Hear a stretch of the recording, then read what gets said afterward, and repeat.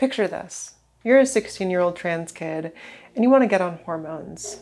You filled out all the forms, jumped through all the hoops, and after 6 agonizing months on a waiting list, you finally get the call. Your time has come. Your first appointment is in 2 weeks. You're thrilled. You're relieved. You're one step closer to living the life you want in a body you're at peace with. Your body's capacity for change strikes you as miraculous. Surely those who enable it are miracle workers. Let's slow down. I know you're excited, but you're plunging into a totally unfamiliar world, not nearly as rosy or progressive as you might think. It's going to be an expensive, confusing, at times lonely journey. You can handle it, I'm sure you can, but you should know that it's not going to be easy. Need I remind you, you're a teenager, and you're about to be totally dependent on a doctor you've never met, with no frame of reference for what's appropriate. I don't know why I'm telling you this. I don't want to scare you off. You'll figure it out soon enough. For now, your wait is over. I know how bad you want this. Congrats.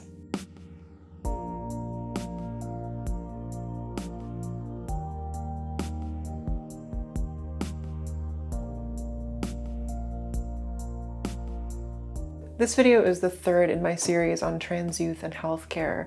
It'll make sense on its own. You can also check out the first 2 if you haven't seen them yet. I produced all 3 in conjunction with TransPulse Canada, a community survey that asked 3,000 trans people across Canada about their lives and their needs. The survey asked a ton of questions. The thing was over 100 pages long, about everything from school to sex work to a sense of belonging in the community. And my colleagues found some fascinating stuff in all that data. There's so much I want to share with you. But today we're going to hone in on people's experience with medical providers, everyone from family doctors to psychologists to ER staff. While this video has research backing it up, I should clarify that I'll be sharing my own opinions today, and they don't necessarily reflect the official positions of TransPulse Canada. With that out of the way, when going over the data, it became clear to me that trans people have a lot of problems at the doctor. I mean, I pitched this series because I knew we had problems at the doctor, but it's more than I expected. And the situation seems especially bad for those of us under 25. Almost half of trans youth with a primary care provider say their PCP isn't open to talking about their trans-related health concerns. That could include any number of things.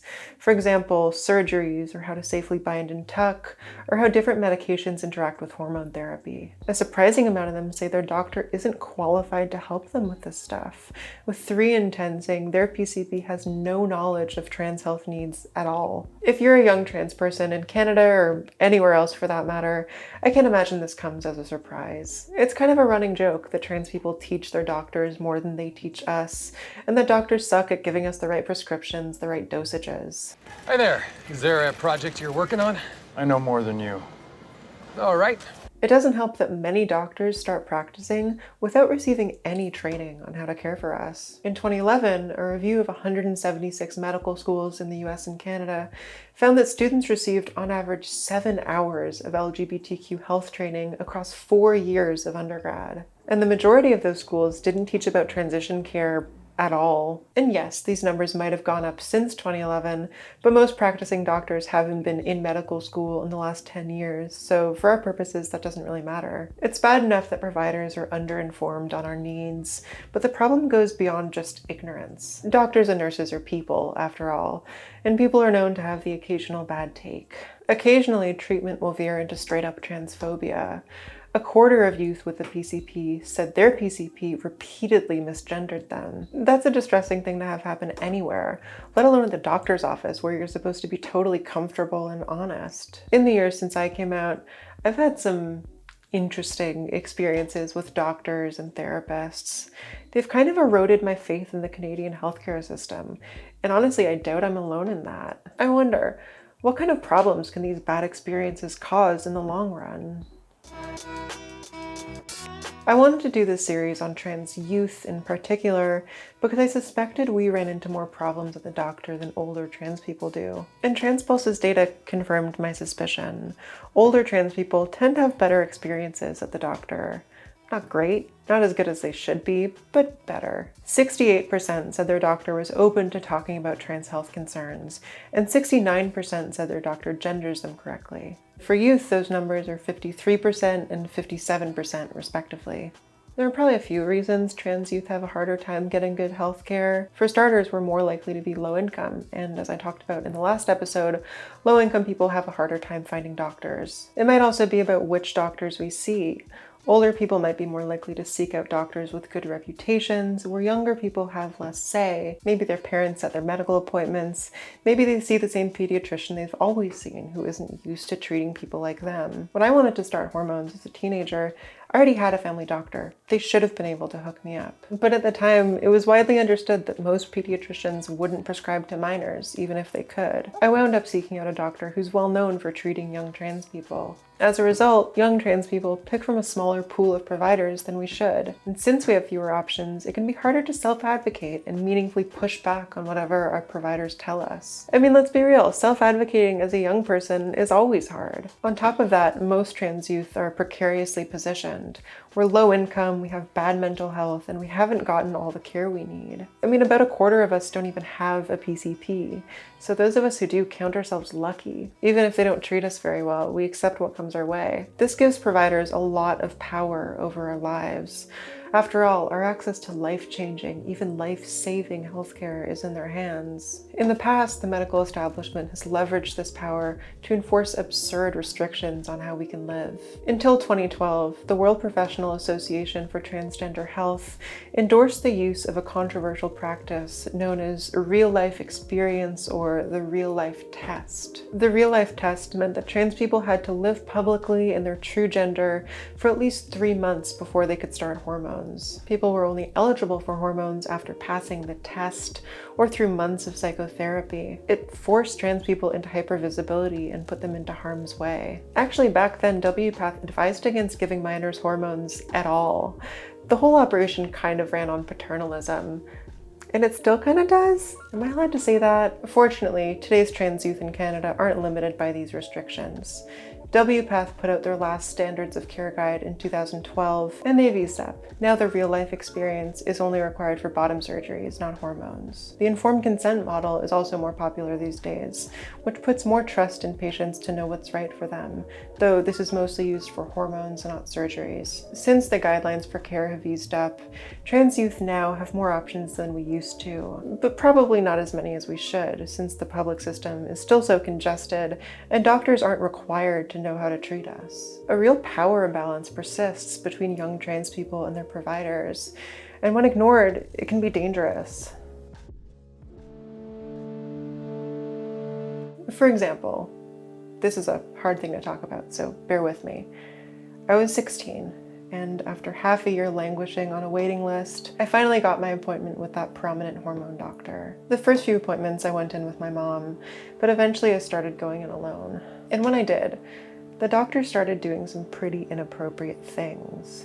Their actions were couched in medical language, so I thought everything was above board. But later, talking about it with friends, I realized it shouldn't have happened. It was unnecessary and violating and probably even malpractice.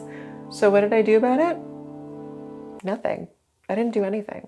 I kept seeing that doctor for a while, and then eventually I transferred out to another clinic. I've never submitted a complaint, I've never named them publicly, and I don't think I will. I'll tell you why. When I needed to start hormones, this doctor felt like my only option. They were the only one with a waiting list under a year, and believe me, I could not wait a year. As much as I regret what happened to me, I don't regret starting my transition when I did. I'm glad I had that option, and I'd feel terrible taking that option away from anyone. If the person who assaulted me got fired, hundreds of trans people would find themselves without a doctor, including several teenagers and many of my own friends. The rapport they built up over months or years would go up in smoke. They'd have to find new doctors to start fresh with. And with the state of healthcare in this country, there's no guarantee they could find them before their prescriptions ran out. I don't want to put anyone in that position. Maybe if more doctors offered informed, respectful care to young trans patients, I'd be more comfortable speaking out. But we're not there yet. So my old doctor, who I've since learned has a reputation for doing things like this, is still practicing. Don't get me wrong, this kind of misconduct isn't all that common. Of all the friends I've talked to about this experience, none have had the same thing happen to them. Only a sliver of the survey respondents reported anything like this. But not none of them. Of all the trans youth with a primary care provider, 2% said their PCP had insisted on examining body parts that had nothing to do with their care. 2% also said their PCP told them they weren't really trans or non-binary. 2% said their PCP had used hurtful or insulting language about transness. 2% said their PCP discouraged them from exploring their gender at all. And I should mention that mental health providers did all these things just as much, if not more. In the grand scheme of things, 2% a year is not all that much. It's 1 in 50. But think about the harm this kind of thing can do, and how often this behavior goes unchecked. Every year, 1 in 50 people have been failed by their provider in each of these ways that might stick with them for a long time. Really, any number would be too much. And even if each of these only happens to 2% of us, a hell of a lot more people are affected. I mean, word spreads, you know? In place of public accusations, we build up whisper networks, so we can tell each other who to steer clear of and what kind of information to withhold. Privately, I warn people about my old doctor every chance I get. We shouldn't have to do this, though. We shouldn't have to privately caution each other or do all this calculus about whether speaking out is worth the risk. Obviously, these things shouldn't happen at all, but if and when they do, trans youth should have so many alternative options that getting an abuser fired is totally trivial. The shortage of good trans-informed doctors means patients have less power to speak out, and doctors who harm us have more freedom to do so. This power dynamic poisons trust. The survey results suggest that trans youth don't have much faith in their healthcare providers. 3 in 5 youth said they actively anticipate poor treatment. 1 in 4 said they aren't at all comfortable talking about trans health needs with their PCP. What does this mean for us? It might mean we're less honest with our doctors, which is never a good thing. 3 in 10 youth said they were avoiding being diagnosed with a health issue because they were worried it would disrupt their access to trans care. There are a handful of conditions that make hormone therapy dangerous, but there's no way 3 in 10 of us have them. Instead, I suspect some ableism is at play here. Trans youth with stigmatized health conditions like BPD or schizophrenia might worry their doctor would take them less seriously if they got a diagnosis. Actually, as of this video's filming, WPATH explicitly endorses this kind of discrimination. It can also mean we avoid getting help when we need it. 19% of trans youth said that in the past 5 years, they avoided calling 911 for emergency medical attention. That could be because they anticipate transphobia, racism, criminalization, or other mistreatment. And this number is substantially higher for racialized trans youth. 14% of trans youth said that in the last year, they've needed to go to the emergency room, but chosen not to because of their trans identity. We can all see something's not working, right? The relationship between trans people and our providers, the distrust, the mistreatment, the fear, it means our needs go unaddressed. And not just our gender-related needs. Forgoing a medical diagnosis means being forced to manage the symptoms by yourself. Choosing not to go into the ER or call an ambulance can quite literally be the difference between life and death. Personally, I'm partial to life, so I would love if we could figure all this out. Sorry for being a bit of a downer, I say in my 4th consecutive downer video, but let's keep all this in perspective. Nothing I've talked about today, or in this whole series, is inevitable. The misinformed providers, the power imbalances, mistreatment being so common most of us straight up expect it. None of this is predestined. These are made possible by oversights and shortcomings in our healthcare system. In this country, trans people have more recognition and more protections than basically anywhere else on Earth. I mean, things aren't great, to put it lightly, but we're actually in a decent position to change things. We can build a world where no one expects their doctor to mistreat them or take advantage of them because they're trans. We can take charge and demand better. We can work to do away with this power imbalance. I mean, going to the doctor is ostensibly about getting help, about improving your life. Why can't it make us feel good? Well, it can.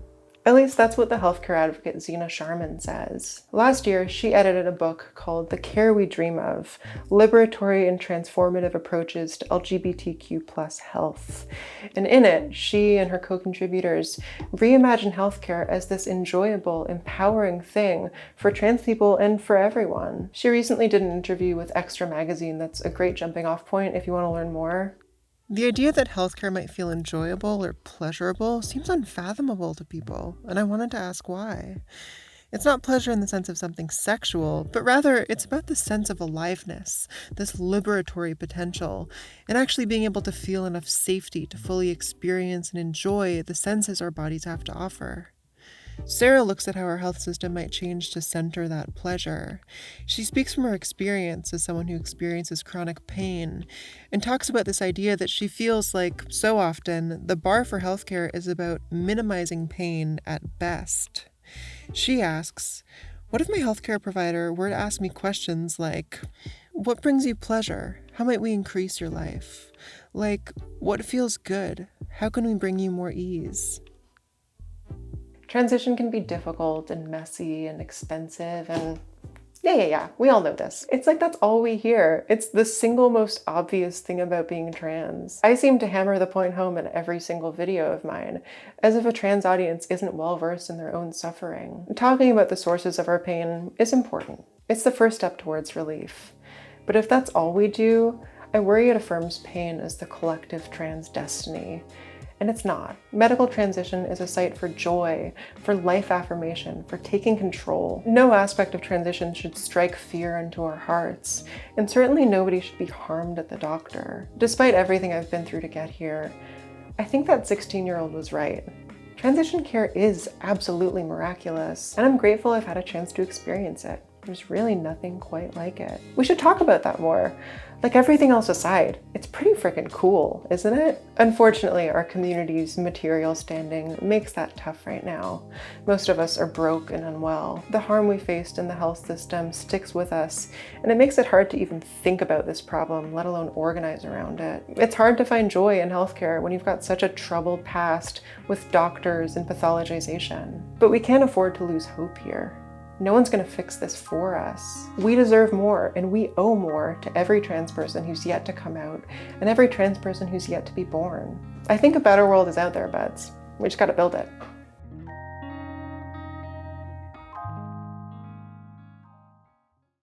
This series was produced in partnership with TransPulse Canada. While I took the lead on this project, their team analyzed the data, shared resources, and offered their expert insight to bring everything together. I wrote the videos with feedback from Greta Bauer, Ayden Scheim, and Caleb Valorozo-Jones. The data analysis was done by Jose Navarro, Gioi, Tran, Minh, and Lux Lee. I also got to thank the expert freelancers, Surah Field Green, who shot the videos, Magenta Baribeau, who translated them into French, and Vic Mongiovi, who provided art direction. And of course, I wouldn't be here in the first place without the support of my loyal patrons, whose kindness has kept me going this year. It was a true team effort, and I'm so grateful to everyone involved. If you found the series interesting, head to transpulsecanada.ca and check out what else the team is up to. They put up infographics and really easy to understand reports about tons of interesting things. And now, if you'll excuse me, I'm gonna go sleep for the next month. See ya!